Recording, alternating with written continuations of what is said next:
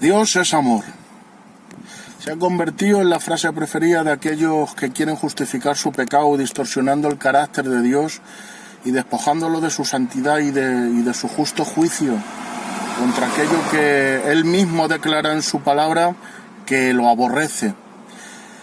Y sabemos que esto no es nuevo, se llama marcionismo, nació en el siglo II, un hombre llamado Marción buscaba un Dios sin ira, que redime a hombres sin pecado para un reino sin juicio, a través de un Jesús sin cruz. Ha vuelto este movimiento con un traje llamado movimiento emergente, que es una especie de evangelio progre con teología liberal. Es muy seductor para los jóvenes y atrae sobre todo a una generación sin identidad, sin fundamentos bíblicos sólidos y que da más importancia a sus sentimientos y a sus ideales que a las escrituras. Vamos a estar analizando esto un poquito más a fondo porque sobre todo Marción lo que hacía era reinterpretar al Dios del Nuevo Testamento, haciéndolo entender que no era igual que el del Antiguo Testamento porque no podía concebir ciertos actos de Dios registrados en el Antiguo Testamento, tales como el diluvio, la conquista de Canaán, o por ejemplo, entre otras cosas, el mandamiento que Dios le dio a Saúl para exterminar a todo el pueblo de Amalek, incluso mujeres y niños. Esto para Marción era algo indigno del Dios de bondad y de amor. Le pasa lo mismo a esta generación. Como no logran entender las escrituras ni logran contrastar el contexto histórico en el que se producen ciertos actos de Dios, lo que hacen es reinterpretarlo a su manera, encajonarlo dentro de sus ideales, de sus formas, de sus sentimientos. Intentan hacer cual sastre doctrinas teológicas que encajen con la idea que tienen de Dios, en vez de estudiar la palabra y ceñirse a ella. Entonces lo que vamos a estar haciendo es analizando precisamente estos pasajes a la luz de la palabra del Señor y por supuesto desarrollando conceptos y principios bíblicos que nos queden claros para poder entender que la palabra del Señor no se contradice y que la palabra de Dios no crea confusión en el creyente. El mismo Dios que juzga es el mismo Dios que ama. Vamos a responder estas preguntas, aunque no sea una respuesta a lo que mucha gente está buscando. Y es que a veces preferimos asumir posturas que nos permitan mantener licencias para vivir como vivimos, sin cargos de conciencia, y nos cerramos en banda y así evitamos afrontar de cara asuntos incómodos. Da igual que entendamos las cosas si esto no nos lleva a tener una actitud de fe. Entonces hay gente que prefiere mantener su incredulidad o seguir reinterpretando la escritura para que encaje dentro de sus ideales en vez de afrontar esos asuntos incómodos. Pero también es verdad que esta pregunta es muy recurrente no solo entre los incrédulos o los rebeldes, sino también entre los creyentes sinceros. No es una pregunta fácil, por eso no puede darse una respuesta sencilla. Y no podemos llegar a una conclusión comprensible si antes no ponemos bases para comprender lo que queremos explicar. Por eso vamos a construir la respuesta de una manera piramidal, empezando desde abajo. Lo primero que tenemos que entender es la naturaleza de Dios. Y por eso vamos a estar desarrollando esta respuesta desde la naturaleza de Dios, porque para entender los actos de Dios hay que entender su carácter, su forma de ser. Número 1, Dios es soberano.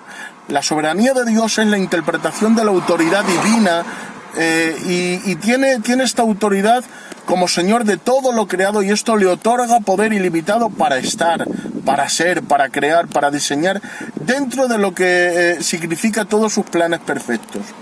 Es decir, Dios es Dios, y es Dios por derecho de creación. A Él nadie le puso, por eso nadie le puede quitar. No le debe favores a nadie. Él tiene autoridad para quitar y poner, para dar y quitar. Por eso tenemos que entender que Dios es soberano y esto nos tiene que quedar bien claro. Número 2, Dios es omnisciente. Esto indica que posee una sabiduría plena y perfecta, que está al tanto de todo lo que sucede y que es la fuente misma de todo conocimiento. Dios sabe todo lo que pasó, lo que pasa y lo que va a pasar. Y es más, lo que pudo pasar y no pasó. Y en base a ese conocimiento, Dios toma decisiones sabias y perfectas que colaboran para su plan eterno. Número 3. Dios es eterno. La eternidad desafía la imaginación y la comprensión del hombre, porque la eternidad no es un objeto, ni un lugar, ni un periodo de tiempo, y no tiene principio ni fin. Eso desafía a nuestro modo de comprensión. Nosotros, sometidos al marco de espacio y tiempo, estamos limitados y no podemos interpretar los sucesos más allá del aquí y el ahora. Pero Dios mira las cosas desde el prisma de la eternidad. Número 4. Dios es justo. Esto quiere decir que Dios es juez santo que tiene el atributo divino de hacer juicio a todas sus criaturas. Su justicia revela su carácter intachable y su conducta perfecta. Es aquella rectitud de la divina naturaleza, de la que Dios es infinitamente justo en sí mismo. La perfección de Dios, por medio de la cual Él se mantiene en contra de todo lo que viola su santidad y deja de ver lo que Él es, completamente santo. Hay diferentes clases de justicia. Está la justicia gubernativa de Dios, por la que entendemos que Dios ejerce su justicia en el gobierno moral del mundo a través de su ley justa sobre los hombres, siempre teniendo en cuenta las promesas de recompensa, pero también las advertencias de castigo para el transgresor. Es decir, Dios le da leyes justas a los hombres, quien las cumple es recompensado, quien las incumple es castigado. Esa es la justicia gobernativa de Dios. Ahora bien, la justicia gobernativa tiene que ser acompañada de la justicia retributiva, que es una manifestación de la ira de Dios en contra de toda injusticia. Es decir, Dios le da leyes a los hombres. Cuando estos no las cumplen, la justicia de Dios está obligada a castigar el mal, porque Dios es el juez justo de toda la tierra. La justicia retributiva entonces no es algo que Dios pueda elegir, ejercer o no ejercer, como sería el caso de la misericordia, del amor o de la gracia. La justicia retributiva, es decir, el castigo por el pecado, es un asunto de una deuda pendiente. Es algo que Dios no puede abstenerse de hacer sin violar su propia rectitud y su propia justicia, su naturaleza y su voluntad y su santidad. El pecado debe de ser castigado si Dios es justo. Muchas veces malentender la gracia de Dios y la misericordia de Dios dentro del cristianismo nos hace creer que los creyentes son librados de la culpabilidad. Creemos que el creyente no paga. ¿Por qué? Porque su culpa ha sido revocada y su pecado no ha sido castigado. Pero no es así. Nuestra culpa y nuestros pecados fueron totalmente imputados a nuestro sustituto, Jesús, quien sufrió la justicia retributiva de Dios en nuestro lugar. Es decir, que nuestro pecado ha sido castigado en Jesús. Nuestro pecado no ha sido quedado sin castigar. Fue castigado en nuestro Señor, quien tomó nuestro lugar. Ahora bien, vivimos en una era de sentimentalismo y permisividad que hace difícil aceptar la realidad de la ira de Dios.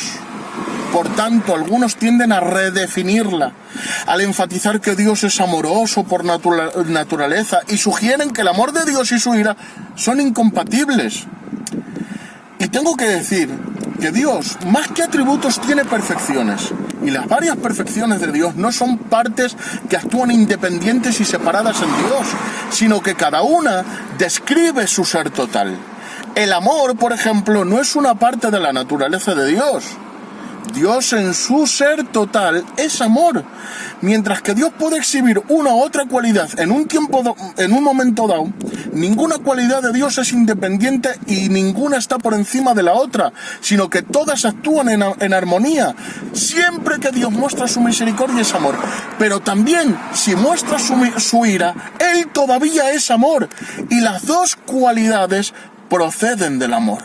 Dicho esto, dice la Biblia que Dios es paciente, tardo para la ira y grande en misericordia. Eso nos puede hacer confundirnos que Dios es eternamente paciente, y no es así. La Biblia dice que Dios tiene una medida. Puedes verlo en estos textos.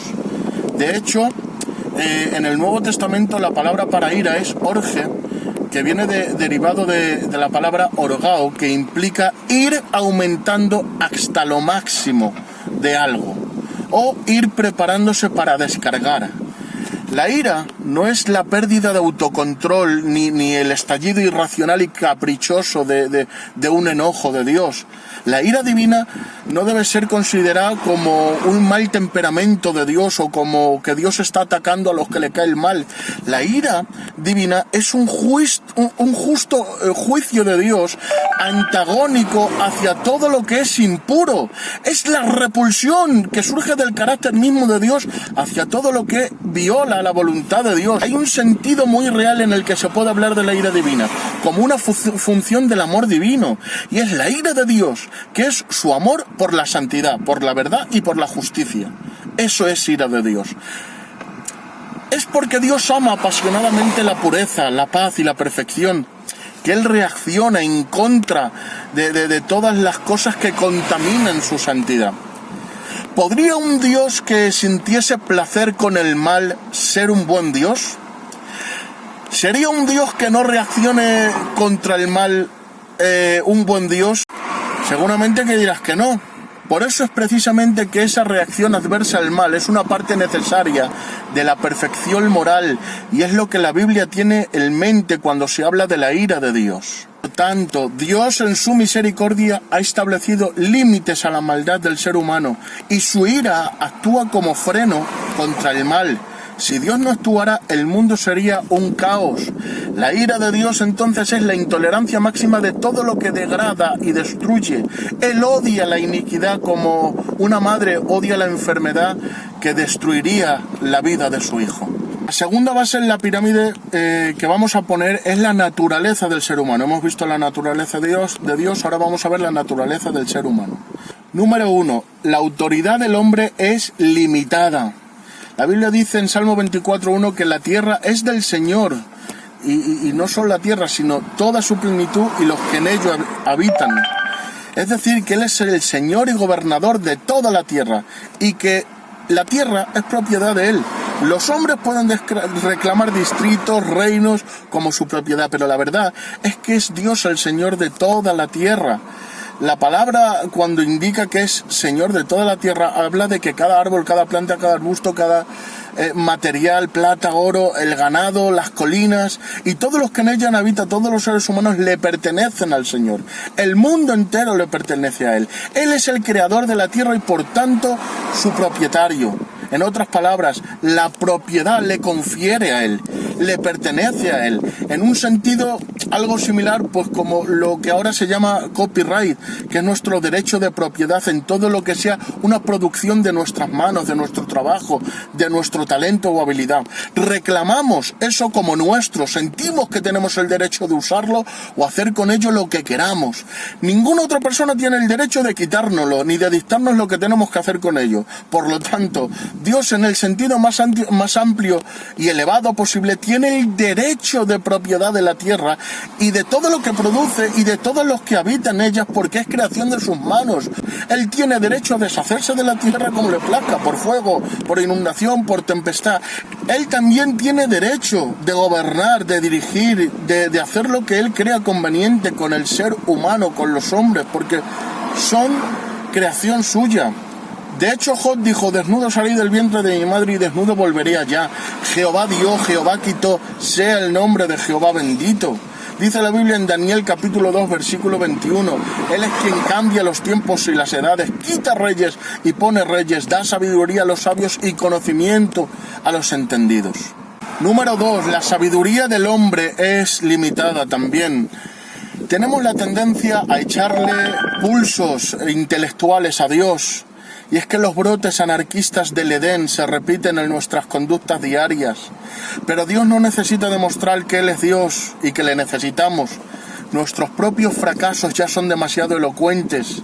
Y es que cómo ha humillado Dios la sabiduría de este mundo y le ha permitido que elabore sus propias conclusiones y que demuestre su insensatez una y otra vez.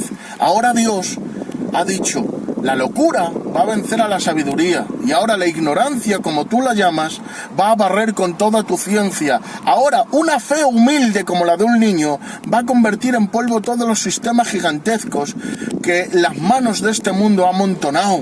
Dios prende a los sabios en su sabiduría para hacerle entender que así como son más altos los cielos que la tierra, así son más altos los pensamientos de Dios que los nuestros. Número 3. El hombre natural es incapaz de entender lo espiritual. Creo que es la batalla más dura que Dios tiene que luchar con el hombre. La cesión de sus propios razonamientos humanos nacidos de una naturaleza terrenal caída, en pos de una dependencia total a una sabiduría que le es desconocida. Nos cuesta mucho rendirnos.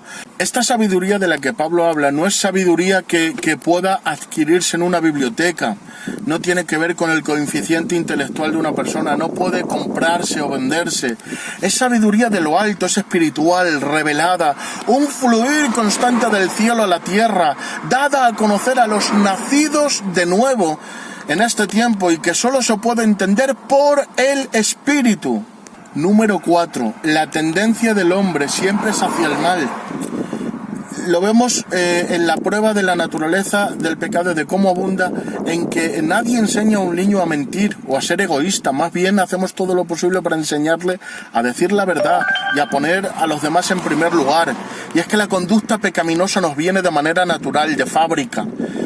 Nos damos cuenta en que las noticias están llenas de ejemplos trágicos de cómo la humanidad actúa de manera equivocada. Donde quiera que se encuentren las personas siempre va a haber problemas. La Biblia entonces explica la razón del problema. La humanidad es pecaminosa, no solo en teoría o en la práctica, sino por naturaleza. El pecado es parte de la fibra de nuestro ser. La existencia de carne y hueso que llevamos en esta tierra es modelada por nuestra naturaleza pecaminosa y corrupta. Pablo reconoce eso y dice: mas yo soy carnal vendido al pecado. Pablo en su naturaleza pecaminosa era un esclavo a la ley del pecado. Salomón coincide con esto y dice: ciertamente no hay hombre justo en la tierra que haga el bien y nunca peque. Y el apóstol Juan quizás lo pone sin rodeos: si decimos que no tenemos pecado, nos engañamos a nosotros mismos y la verdad no está en nosotros. Número 5. Por causa de nuestra naturaleza pecaminosa, el sentido de justicia del hombre está distorsionado. La caída de Adán produjo en los seres humanos un estado de depravación. Pablo habló de aquellos que, teniendo cauterizada la conciencia, y de aquellos cuyas mentes se oscurecen espiritualmente como resultado de rechazar la verdad. En este estado, el hombre es totalmente incapaz de hacer o elegir lo que es aceptable a Dios, aparte de la gracia divina. Por eso dice la Biblia en Romanos 7:7, la mentalidad pecaminosa es enemiga de Dios, pues no se somete a la ley de Dios ni es capaz de hacerlo. Por causa de que el hombre tiene una justicia distorsionada, entiende que su moral también está distorsionada y por tanto cree tener superioridad moral sobre Dios. De ahí que la objeción principal de los ateos es una cuestión moral. Y ellos, claro, creen que el mundo en realidad viene de una especie de polvo de las estrellas y de que el ser humano es un saco de moléculas de carbono. Pero si es así, entonces, ¿de dónde nace la noción de bueno o malo? Si el mundo explotó y procede de la nada, ¿qué razón tienen para derivarse en inclinar que algo está bien o está mal? No tienen ningún punto de partida para decir que algo es bueno o algo es malo. Algunas personas acusan a Dios de no actuar en el mundo para erradicar la maldad. Sin embargo, cuando lo hace, como ocurrió en los días de Noé, en Sodoma y Gomorra o en Canaán, dicen que es injusto. Es una ocurrencia, es una paradoja que acusen a Dios de eso cuando luego le acusan de no actuar contra el mal. Y cuando actúa, el problema resulta que es matar inocentes. El problema real es que no se reconoce que la paga del pecado pueda ser motivo de muerte o aniquilación. El mundo de hoy no considera que la idolatría de los cananeos, su depravación moral, su abominación, sus prácticas sexuales fueran suficiente motivo para el juicio divino y que dictaminara la eliminación de aquella cultura. Por tanto, se rebaja así a Dios a la altura del ser humano, suponiendo que la ética divina debería de ser a imagen y semejanza de los hombres modernos. Desde esta perspectiva secular, Dios no tendría derecho a castigar. De ahí nace la tercera base, el tercer escalón de esta pirámide, la interpretación que el hombre hace de Dios. Tenemos que entender que el hombre hace las cosas desde su época, desde su cultura, desde su entorno, desde su educación. Interpreta las cosas bajo el prisma que le ha tocado tener, bajo las gafas que le ha tocado de alguna manera ver la vida. Y el liberalismo teológico últimamente nos ofrece una visión del mensaje cristiano destripado de significado alguno, porque precisamente no hacen una lectura desde la Biblia, sino desde sus propios ideales, desde su época, desde su cultura, desde su entorno, desde sus nociones. Bueno, no me daba tiempo a grabar más, así que grabo este otro vídeo para seguir con el estudio, ¿vale? Iba diciendo de que el hombre interpreta las cosas, y entre ellas también interpreta la figura de Dios en base a su cosmovisión, la cosmovisión de su época, de su entorno, de su experiencia, de su cultura. Es decir, interpretamos con esas gafas con las que nos ha tocado vivir, y también lo hacemos con la figura de Dios. Estamos en un tiempo en el que, bueno, pues la democracia ha dado paso a ciertas filosofías a que estén en pleno auge, como el feminismo, la ideología de género, una idea progresista de la sociedad, y entonces intentamos que Dios de alguna manera encaje dentro de esta sociedad posmoderna, reestructurando la figura de Dios a través de nuevas formas de verle, y que encajen dentro de lo que creemos que va a satisfacer las demandas de esta sociedad. Claro, cuando hacemos esto, lo que estamos haciendo es abandonar la única regla válida para interpretar a Dios, que es la palabra de Dios. Es precisamente la revelación que Él mismo ha dado de quién es Él y cómo es Él. Y claro, si nosotros sacamos a Dios de la Biblia y lo interpretamos bajo nuestra subjetividad, nuestra manera de ver la vida, en realidad estamos siendo fieles al Dios revelado, sino que estamos haciendo una especie de Dios al gusto del consumidor, una especie de becerro de oro creado a partir de nuestros propios pensamientos, gustos, pasiones e ideas. Pero ese no es Dios, el Dios de la Biblia. Ese no es Dios. La cuarta pirámide, la cuarta base dentro de esta pirámide para poder interpretar correctamente esos pasajes que a mucha gente le cuesta entender. La cuarta base sería conocer el contexto de cada uno de los pasajes que nos cuesta digerir. Lo primero que tendríamos que contemplar es el contexto circunstancial.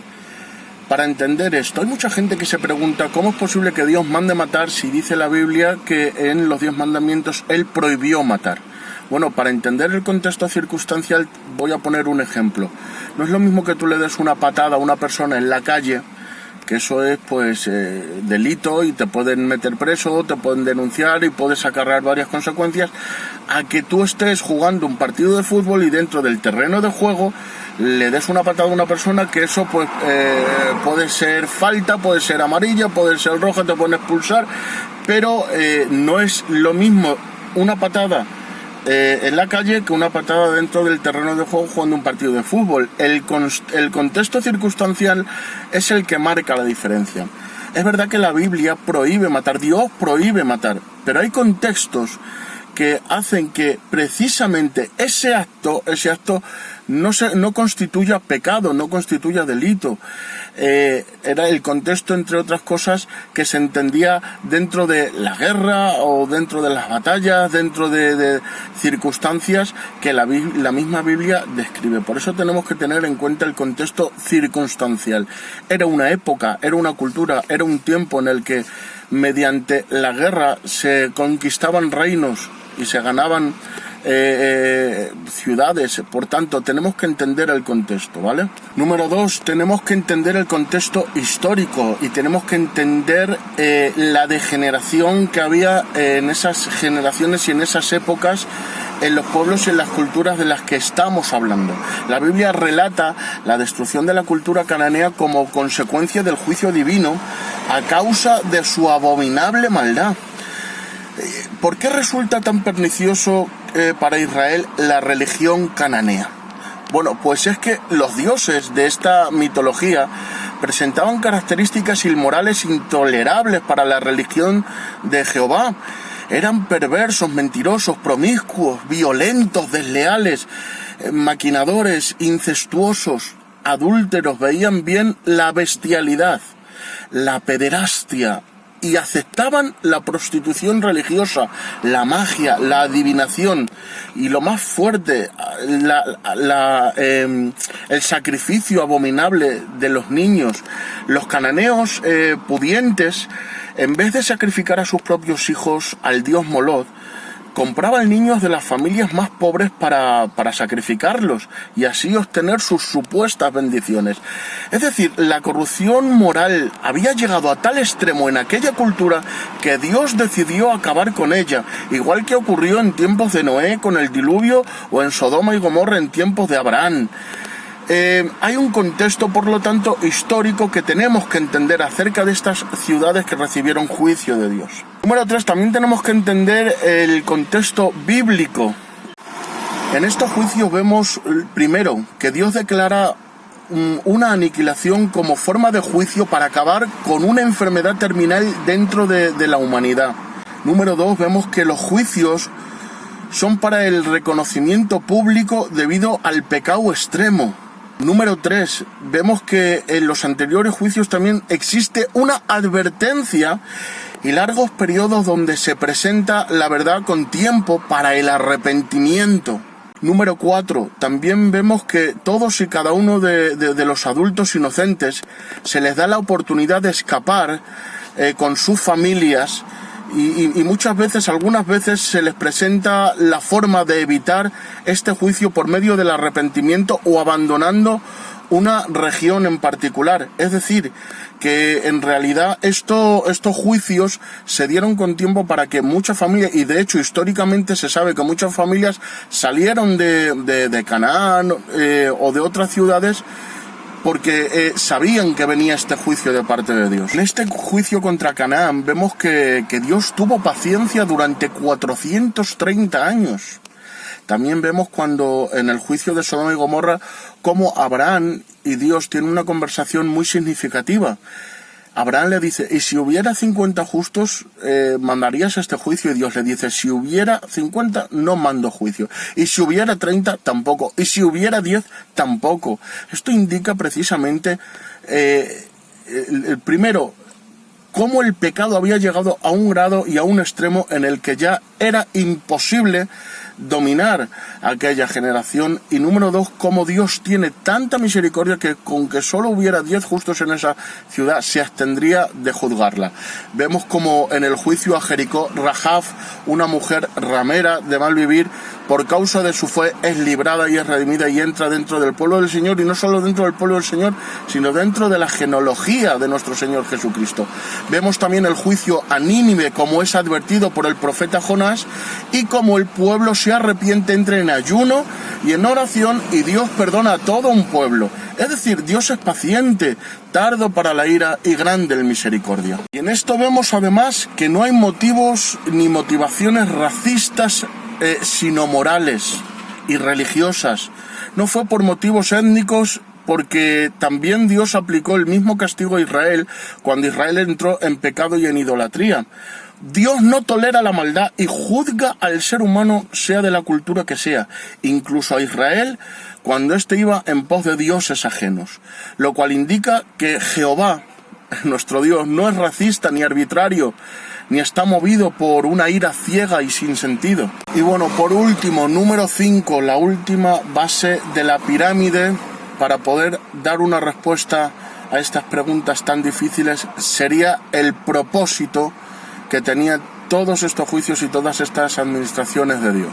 Había un propósito general, y es que la dispensación de la ley, donde el mundo tenía que desarrollar una conciencia moral, se tenía que dar precisamente por ese trato de Dios hacia la humanidad. Dios tenía que castigar el mal de una manera ejemplar y también tenía que premiar el bien de una manera ejemplar. Dios estaba educando al mundo. Esto lo vemos en el libro de Gálatas, y precisamente pone el ejemplo de una niñera que educa a un niño, y hasta que este niño no sabe discernir entre el bien y el mal, tiene que estar corrigiéndole, tiene que estar premiándole o castigándole hasta que se hace mayor, y es entonces cuando ya da cuentas al Padre.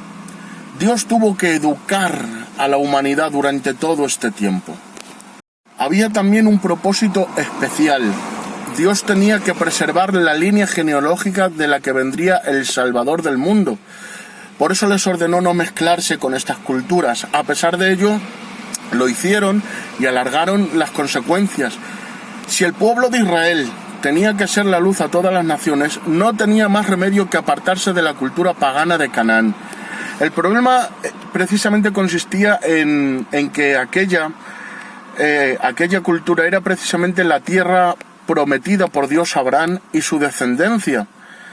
A diferencia de nosotros, Dios conoce el futuro, y Dios sabía cuáles serían los resultados si Israel no eliminaba completamente a los cananeos o a los amalecitas. Si Israel no lleva a cabo las órdenes de Dios, los amalecitas volverían a perturbar a los israelitas en el futuro. Saúl, cuando es ordenado para que mate a todos los amalecitas, afirmó haber matado a todos excepto al rey de Amalek, a Agat. Y obviamente Saúl estaba mintiendo. Solo un par de décadas más tarde hubo suficientes amalecitas para llevar cautivos a David y a las familias de sus hombres cautivos. Y es más, después que David y sus hombres atacaron a los amalecitas y rescataron sus familias, 400 amalecitas escaparon. Si Saúl hubiera cumplido lo que Dios le había encomendado, no hubieran ocurrido muchas cosas. Mira, cientos de años después, un descendiente de Amalek, Amán, trató de exterminar al pueblo judío en su totalidad, en el libro de Esther. Y así la obediencia incompleta de Saúl resultó casi en la destrucción de Israel. Dios sabía que esto podía ocurrir y por lo tanto Él ordenó el exterminio de los amalecitas antes de tiempo. En cuanto a los cananeos, Dios ordenó que acabara con toda aquella cultura y toda aquella gente. Sin embargo, los israelitas fracasaron en la misión y sucedió exactamente lo que Dios dijo que pasaría. Hubo muchas consecuencias. Dios no ordenó el exterminio de estas personas por ser cruel, sino para evitar incluso en el futuro que se repitiera un mal aún más grande. Y este es el punto que vamos a ver es un punto muy importante porque aclara mucho cosas que mucha gente no entiende. Había un propósito específico dentro de este juicio, de este mandamiento, y es que lo que parece un acto de crueldad o infanticidio, en realidad es un acto de misericordia de Dios. Esos niños fueron liberados de un pueblo degenerado, donde serían sacrificados, y los que crecieran serían condenados para la eternidad bajo una vida depravada en su generación. Pero siendo así, los niños mueren, pero mueren siendo salvados para la eternidad, porque dice la Biblia que de los niños es el reino de los cielos. Probablemente la parte más difícil de estos mandamientos de Dios es que Dios también ordenó la muerte de los niños y los bebés. Pero ¿por qué Dios ordenaría la muerte de los niños inocentes? Bien, lo primero que tenemos que entender es que estos niños posiblemente habrían crecido ligados a una religión perversa y a las prácticas de sus padres. Número 2, tenemos que entender que al poner fin a sus vidas como niños, Dios les permitió la entrada al cielo, y creemos firmemente que todos los niños que mueren son aceptados en el cielo por la gracia de Dios. Esto es muy difícil de entender y digerir, pero confiamos en la sabiduría y el justo juicio de Dios. Y una vez más, esta respuesta no trata completamente todos los temas y por supuesto no va a satisfacer todas las conciencias, pero tenemos que entender que nuestra atención debe centrarse en confiar en Dios aun cuando no entendemos sus caminos. También debemos recordar que Dios mira las cosas desde una perspectiva eterna, que sus caminos son más altos que nuestros caminos, que Dios es justo, recto, santo, amoroso, misericordioso y clemente. y como sus atributos trabajan juntos, pueden ser un misterio para nosotros. Pero eso no quiere decir que Él, de alguna manera, no es quien la Biblia proclama lo que Él es. La conquista de Canaán por los israelitas, así como el diluvio o el castigo a Sodoma y Gomorra, fueron anticipos puntuales y tipológicos del juicio final, aunque será juzgada la humanidad de todas las épocas de toda la historia. Esto forma parte del mensaje de la Biblia, que desde luego no gusta hoy a todo el mundo. Pero esto sirve como advertencia. Esto sirve como advertencia para aquellos incrédulos que aman la mentira y se complacen en la impiedad, pues Dios castigará al mundo en la gran tribulación. El castigo será severo porque la oferta de gracia es muy generosa. Dios quiere pagar por ti. La justicia tiene que ser aplicada por el juez justo y alguien tiene que pagar por el pecado. Dios envió a su Hijo para pagar por ti ese pecado. Pero si insistes en pagar tú, no te quejes.